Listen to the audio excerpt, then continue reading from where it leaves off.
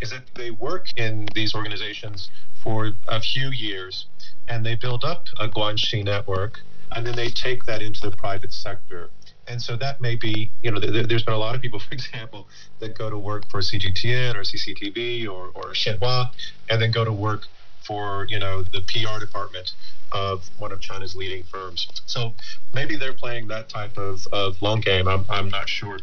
But I will add one final point here, which is I was talking to some friends who work in state-owned enterprises, and we know that during the difficult year last year with the zero COVID policy, a lot of the state-owned enterprises were being pushed to try to maximize employment, especially with young people, in order to prevent any sort of youth unemployment crisis. If we go back to before the current generation of leadership in Beijing, the idea was maybe the state-owned enterprises would finally be reformed and reformed downward.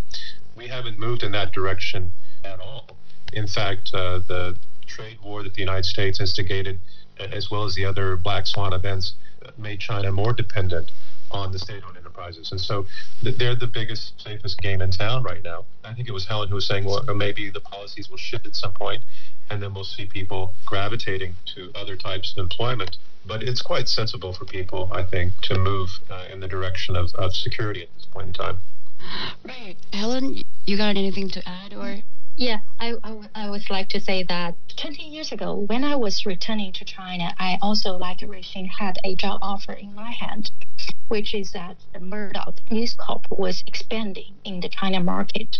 So they successfully landed their very first satellite TV in China. So they need Chinese hands who are familiar with the Chinese environment, who are familiar with the Chinese media landscape, like Joseph mentioned, who has some PR and Guanxi in their pockets to come back to take care of, a foreign media's China business. So it was like a perfect match.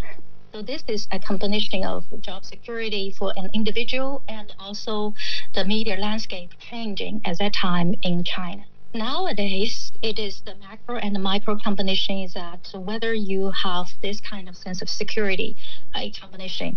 When I was in UK, actually, 2 months ago, in London in particular, I was really puzzled by the strikes.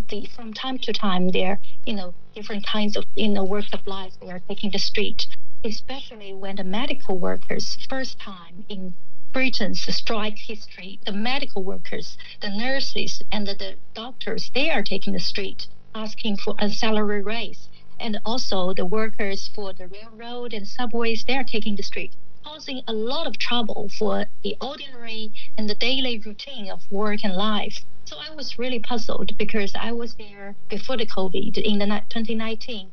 I was still enjoying the food, the transportation, everything in London. But after 3 years, I was kind of surprised and even feel sad to face the strikes on a daily basis. And I